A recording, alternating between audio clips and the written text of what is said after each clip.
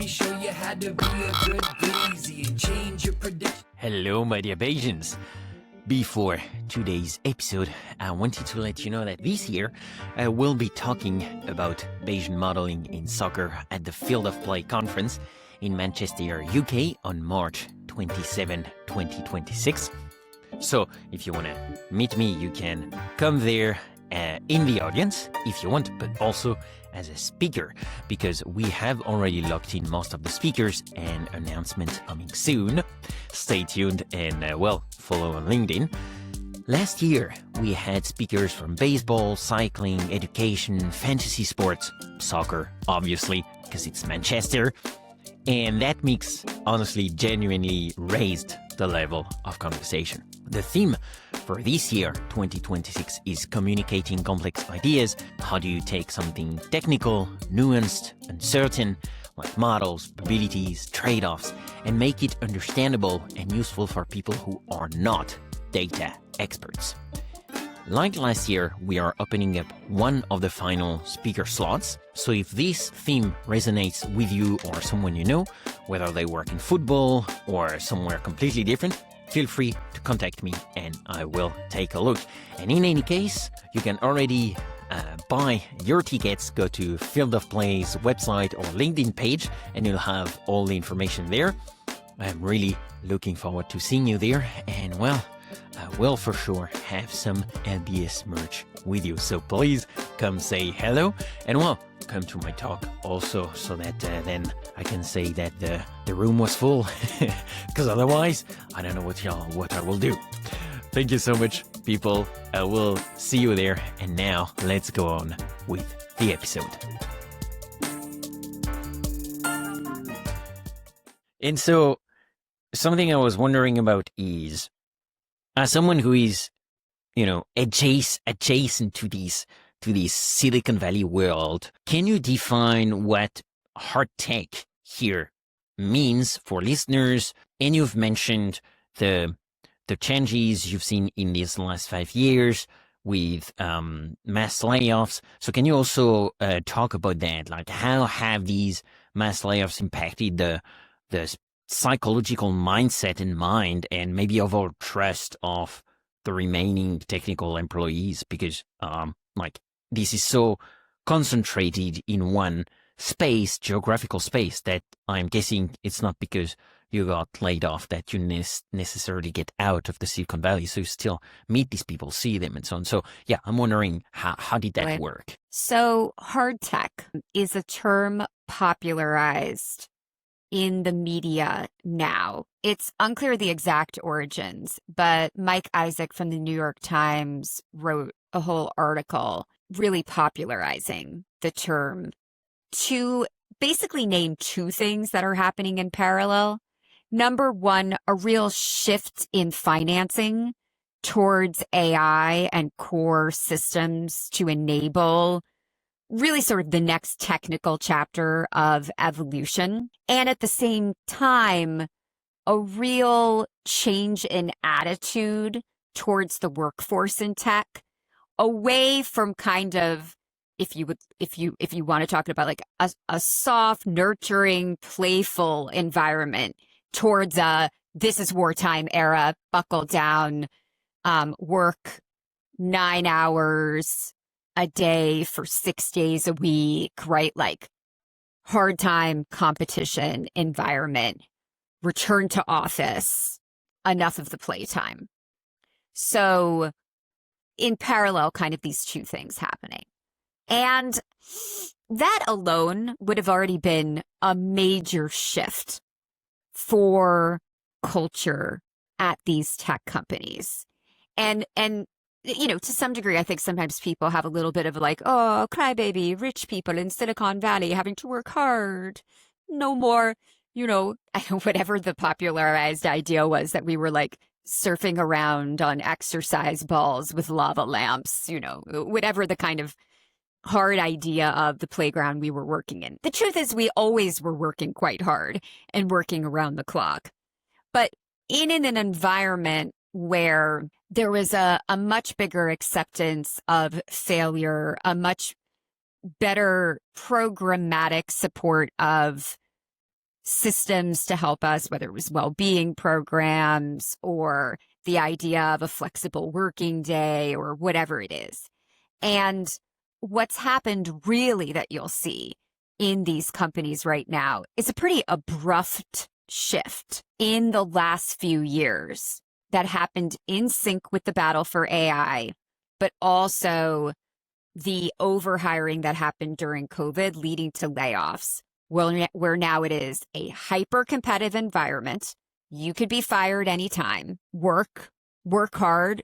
We can't even really tell you where the next round of cuts will come. And we've cut all the programs because they're considered soft. So no well-being, no DEI, can't even do it in the US because of executive orders anyway. So keep on your toes. All of you are at risk. Psychologically, do we perform best under those circumstances? No, the answer is no. When humans are under threat, our little animal brain just responds with life-saving measures, fight, flight, freeze.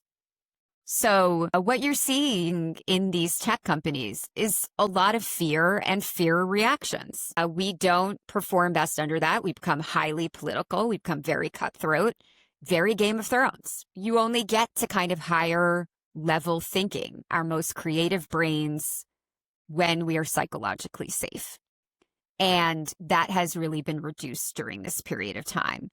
And a lot of employees are now sort of reckoning with that feeling, that stress, and trying to figure out what to do next. Do you stay and make the best of it? Do you change jobs, environments? Is anywhere else going to be better? Or do you just leave tech overall? What do you do? And I think that's all very interesting for this period of time. Having started back when it was like, come here because we're different than traditional companies, to see and come full circle and feel like, oh, it's very traditional here now.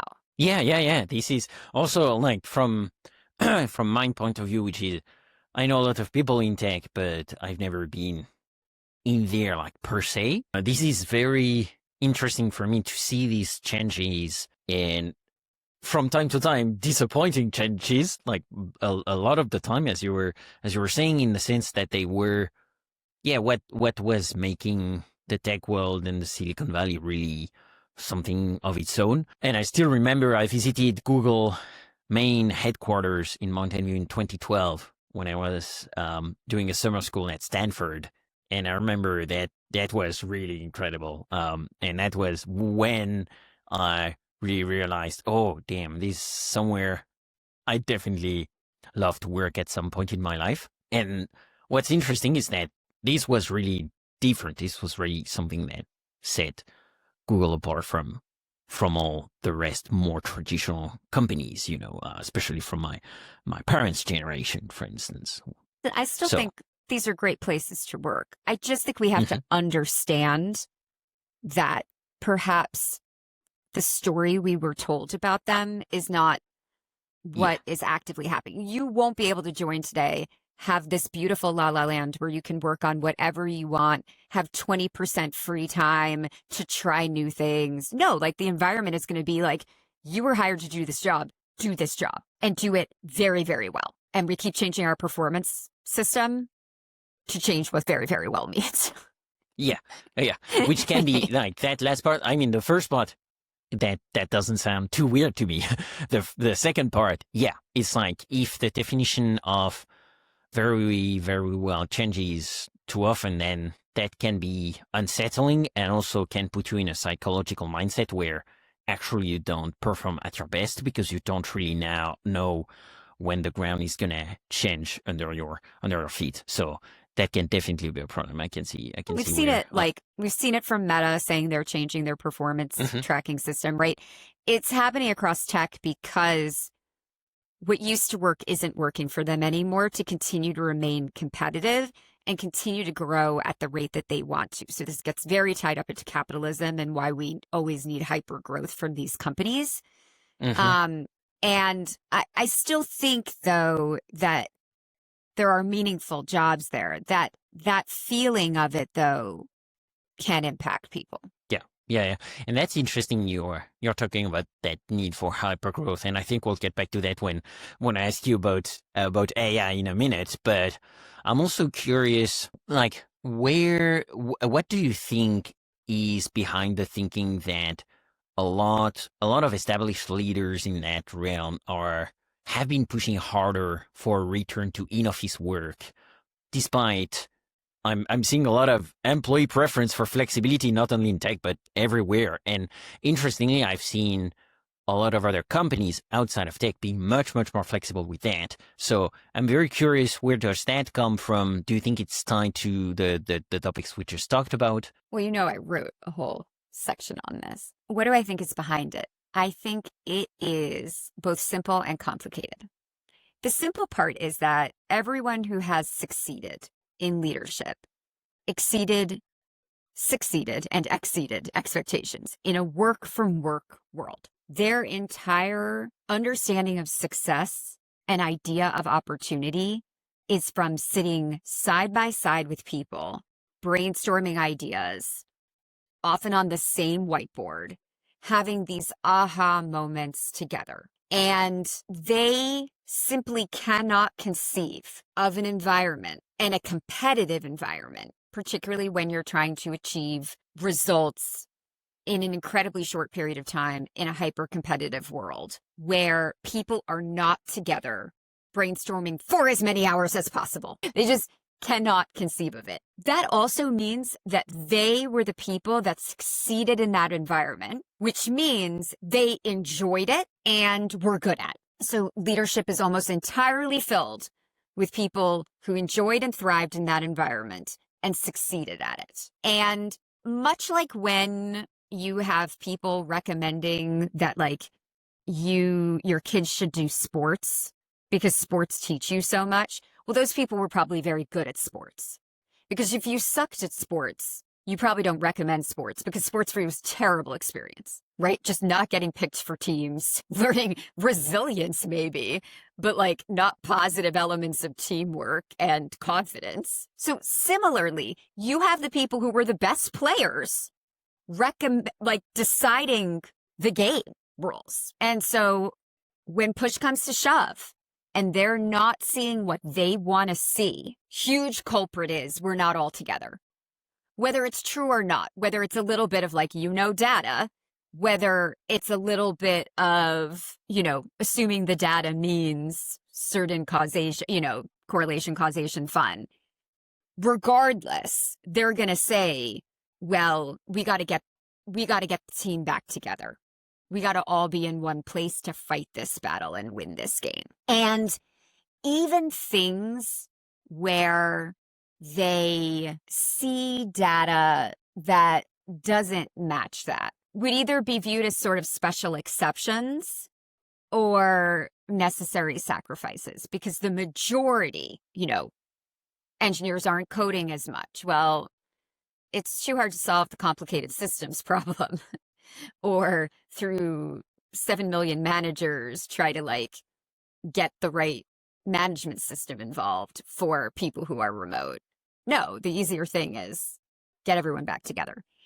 And remember, this is all happening behind a really swift change in a talent environment where all of a sudden lots of companies are laying off people. So if you needed to, you could hire people who would move or who are local. If you can't get, you give these people a choice, move back, or we can replace you, right? This isn't as competitive a hiring environment as during COVID or previous years, where we'd have to pay a ton more to replace you. You're replaceable. So yeah, that's what's going on. They really believe it is best. They absolutely believe it is best, and they can do it. Yeah, that makes sense. So it's like two main factors, which is first one, this is much more on the realm of belief than evidence-driven decision making, and second one is, well, even if whether that's true or not, we can do it now because the power structure has shifted, so it will happen. It'll happen. Yeah. Going back to talking about AI, which I mentioned a few minutes ago, this is obviously one of the new war, if you want, for tech companies.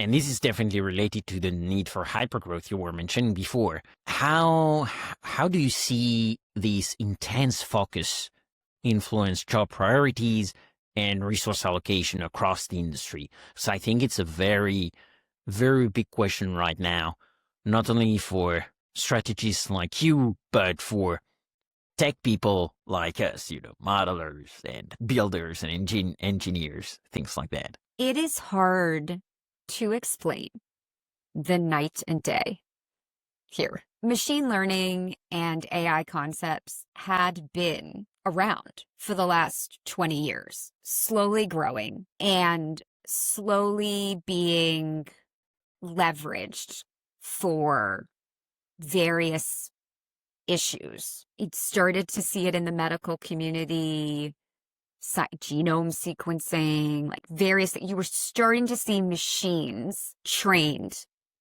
to solve problems while humans did their thing, slowly gurgling away. And it was really very research-based.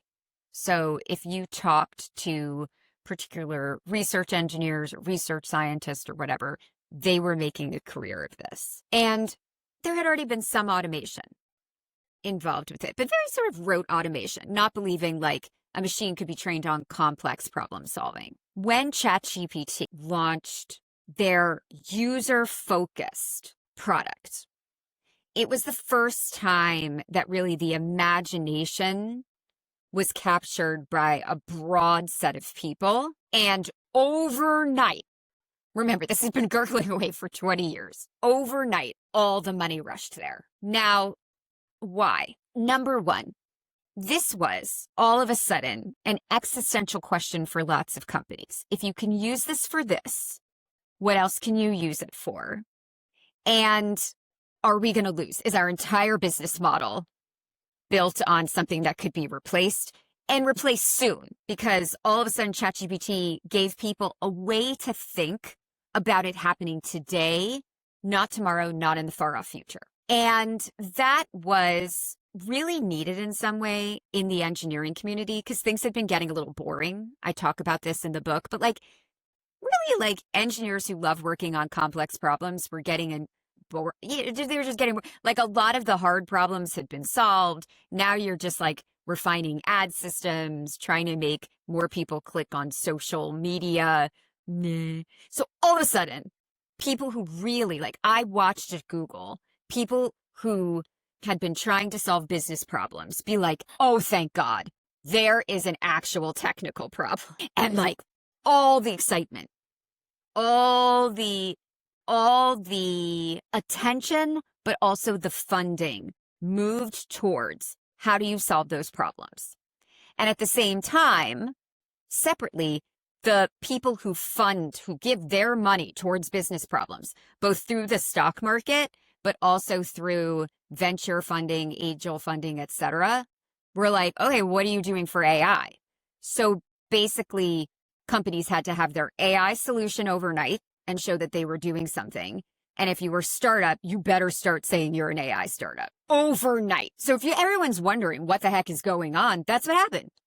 Money, energy, focus, everything. Teams reoriented. If you look at Google, they just took all these people from other teams, put it into what became Gemini. People who've been through it were like, I was called at 11 p.m. at night and told to show up in that building in the morning. You were called up to the big leagues. You're in sports. You were just called up. And I guess what I would say also is that it was overnight and all-consuming. So the people who are working on the teams, an article just came out in Wall Street Journal, I think, that's these people are working round the clock. Because what's the opportunity cost of having some other company achieve AGI, which I think is pretty far off. Hey, everybody. But what's the opportunity cost if you miss it and you believe and it could have been you. So good times. Yeah. These opportunity cost thing definitely makes sense. Even from an incentive perspective, even if everybody thinks there is a very, very small chance that it's going to happen, if the chance is still over zero, then you'd rather your company to make that happen than your And if competitor. you are a research engineer, research scientist, one of these people that had been toiling away in obscurity, working on these problems for years, and all of a sudden someone gives you $1 billion, this is playtime. So it is both Yeah. grueling, but for some people, it is a dream, right? All of a sudden, their thing that wasn't sexy is incredibly sexy. Ooh. So for some people, it's drudgery. And for other people, it is the change of a lifetime. Yeah. And so if we de-zoom a bit and talk a bit more about people who are much more my audience, there is still a lot of there is a lot of noise around what AI is going to do, what are the impacts going to be. I'm curious to get your thoughts about how, as AI takes up simpler coding tasks, the simple coding tasks, the boring things that everybody had to do before it was here, what specialized non-basic skills do you think data professionals like us should develop for long-term relevance? So my general message is that I do think, as you've hinted at, simple tasks are going to be replaced by machines. And I think that is hard because a lot of times when you're entry level, that was your job. So I think a lot of the gearing towards even what entry level is will shift towards more complex tasks. So if you had really made the beginning of your career or your career around simple calculations, simple analysis, whatever it was, I think that you are going to have to upskill on more complex tasks where more human judgment is needed. I think what's really interesting about AI is it's only as good as it's trained. And I think because of that, we still see issues when it comes to having the judgment. It will think all data is equal in a way that a human will have live adaptation or live understanding of.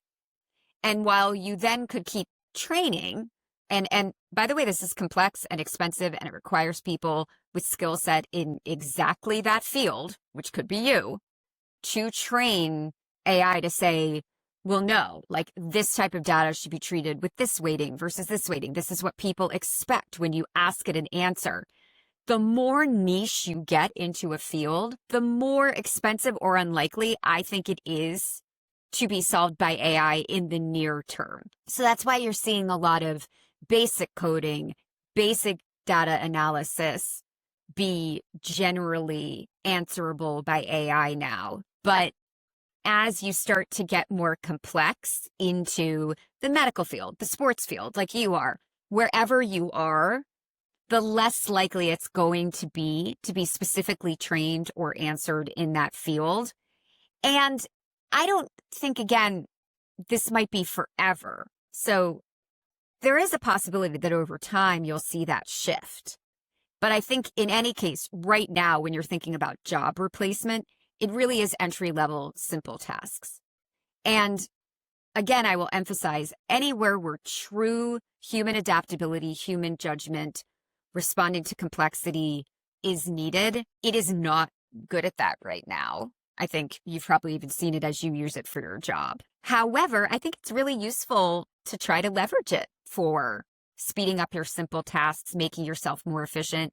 If you run your own business or you're at work and you want to be able to get more done, if you're just resisting using it for simple tasks, I'm not sure why, right? Like it can really speed up your everyday. I use it to draft initial emails for myself and then I refine the emails versus me staring at a blank page. I train it on things other, are generally used for book launches. And then I ask it for a press announcement, right? Like there's just like things you can do with it to speed up your day right now.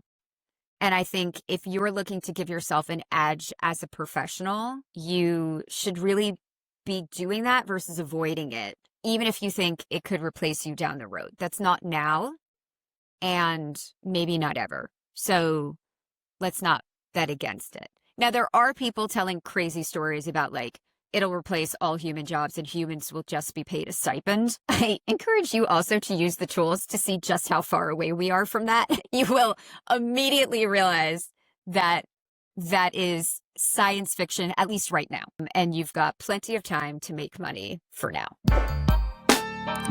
Let me show you how to be a good busy.